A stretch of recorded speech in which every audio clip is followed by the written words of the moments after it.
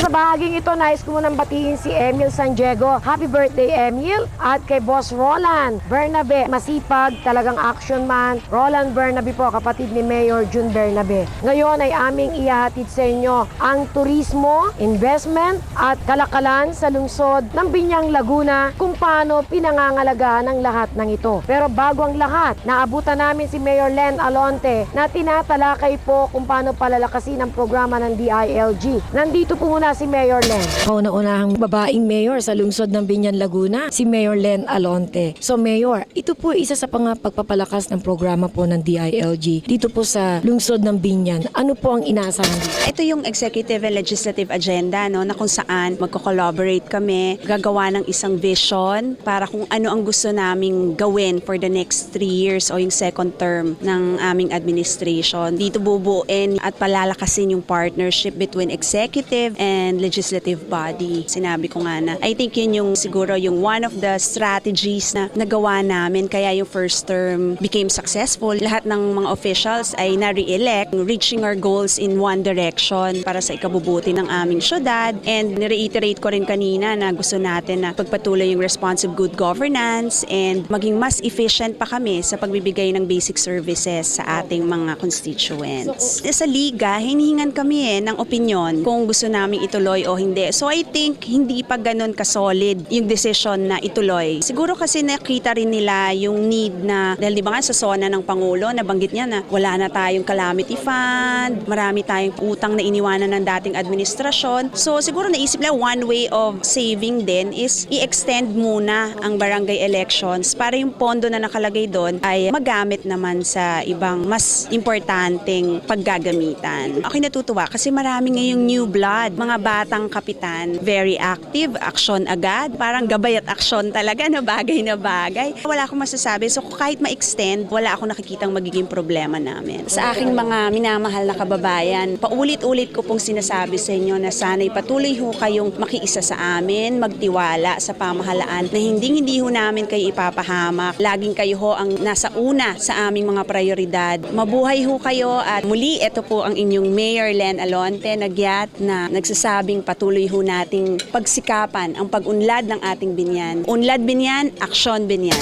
Vice, ngayon ang ating programa sa turismo dito po sa lungsod ng Biñang. Magandang gabi po sa inyo lahat at narito po tayo ngayon sa ating episode para po naman pag-usapan ang mga programa at polisiya ng ating lungsod ng Biñang sa pangunguna ni Mayor Len Alonte tungkol sa turismo at investment po dito. Sa investment sa lahat ng lungsod dito sa buong Pilipinas, Biñang lamang po ang meron dalawang napakalaking economic zones. Ito po ang Laguna International Park, sa po ay yung LTI. Meron po tayong mga mabababang binibigay na pinapataw ng mga buwis at mga fees. Meron po silang tinatawag nating tax holiday. Sa unang 5 taon po nila ay nakaka-rebound po agad ang kanilang negosyo. After the 5 years po moratorium po, ay saka po sila nagsisimula po magbayad at eventually lumalaki po ang koleksyon dito sa bayan ng Biñan, sa lungsod ng Biñan, at ang tiwala po ng mga investors ay na-maintain po natin. Para po matiyak yung tiwala ng mga investors, yung pong ating security o yung ating peace and order. Ito po mga malalaking technoparks nito at kung saan nagkakaroon po ng concentration po ng mga negosyo or investment, nilalagyan po namin ito ng mga substations. Meron po tayong mga officer of the day at ito naman po ng turismo, sinusubukan po natin na i-revive yung pong kung saan nakilala po ang lungsod ng Biñan. Una po, ito po sa paggawa ng puto. Ang ating paggawa ng puto, ngayon po ini-intensify po natin ang research and development program para po mapatagal ang buhay or hindi ho agad masira ang puto natin. Lahat po ng ginagamit po namin dito ay talaga pong yung mga fresh po at hindi po yung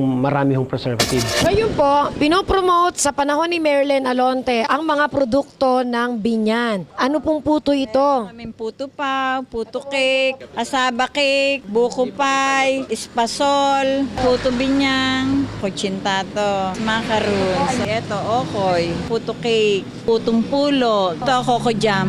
Ito pang-export to. Ayan, mga lengua yan. Ito yung ampaw na pinipig namin. Ito rice cake. Ito parang sesame. Talagang malinis yan. Member kami ng OTOP. One town, one product. Wala pa akong anak. Ito nahanap buhay namin. Hanggang ngayon, ito pa. Nangangahulugan. Kumikita kami at nakakasuporta sa pamilya namin to. Kasi kung hindi masarap to, sigurado, noon pa, wala na kami dito. Nagpapasalamat ako una sa lahat sa aming mayora, sa aming ina ng lungsod ng Biñang, sa suportang binibigay sa amin. Lalo na si Bay, si Atty. Arman Di Magila at ang Sangguniang Bayan. yan. Sa kaso naman po ng tourism, meron po tayong mangilan-ngilan na mga tourist destinations po dito sa Binyan. Inire-revive po natin ito katulad po ng ito pong controversial na bahay ng Alberto na gusto po sana namin dumating ang panahon maging isa sa mga kikilalanin. Re-recognize po ng National Historical Institute or NHI dahil sa contribution nito sa kasaysayan dahil dito po tumira at dito po rin po sa Binyan nag-aral po si Dr. Jose Rizal. Pinakikilala po namin ang mga tourism destination dito po sa lungsod ng Binyan, katulad po ng aming Splash Island.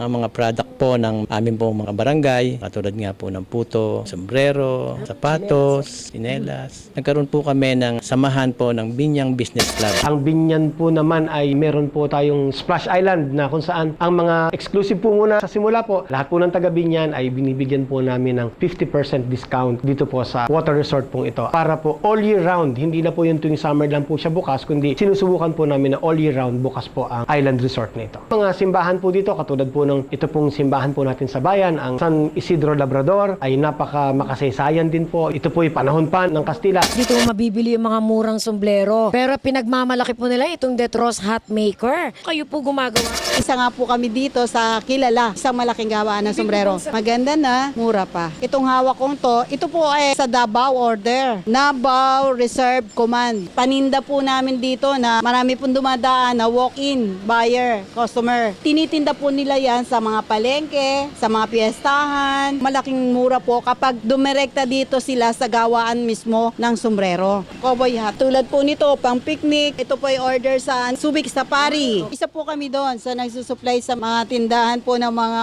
pang-army, tsaka dito po sa Port Bonifacio. Nagdiriwang po ang aming nayon kapag eleksyon. Supply ang katilang orders? Kayang-kaya po talaga. Kami po ay nagpapasalamat sa aming butihing mayor, sa aming vice mayor, na kami po ay isa po sa napuntahan nyo dito para kami po ay matulungan para makilala po ang aming produkto lalo, para makita po ng mga tao sa telebisyon at malaman po nila kung saan ginagawa ang mga sombrero. Dito po sa lugar na ito sa Barangay Platero, Binyan, Laguna. Aksyon Binyan, Unlad Binyan. Ang Binyan po ay kilalang kilala sa special na puto. Ginagamit namin pang regalo, pang suyo sa mga pinupuntahan namin. Binibigay naming pasalubong sa aming mga bisita. Meron po sa Barangay Platero na sincelebrate nila every month of March ang Sombrero Festival, Igigan Festival, kung saan po ito ay ginawa sa Barangay Timbao. Festival pong ito ay ginawa mismo sa gitna ng palayan. Kilala rin po ang bayan ng Binyan sa isang mayaman sa agrikultura. Lahat po ay malugod naming iniimbitahan na pumunta po sa syudad ng Binyan sapagkat dito nyo po mabibili at makikita ang pinakamasarap na puto sa buong Pilipinas. Nakilala rin po ang Barangay Malaban at Barangay de la Paz, pinakamagagaling gumawa ng mga tsinelas.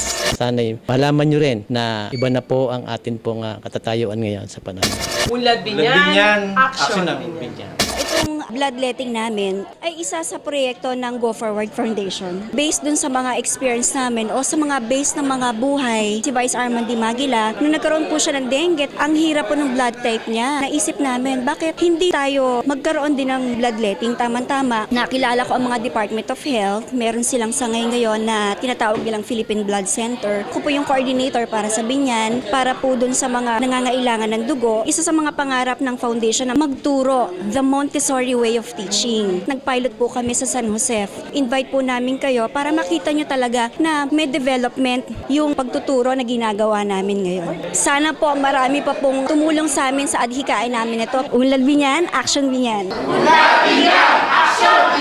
Inaasahan po namin na manonood po kayo upang mas malaman po ninyo ang mga bagay, ang mga proyekto, ang kultura at kung ano na ngayon ang mga pagbabagong nagaganap sa lungsod ng Binyan. Hanggang sa muli po, ito po ang inyong Vice Mayor, Atty. Armand Di Maguila, Unlad Binyan, Aksyon Binyan.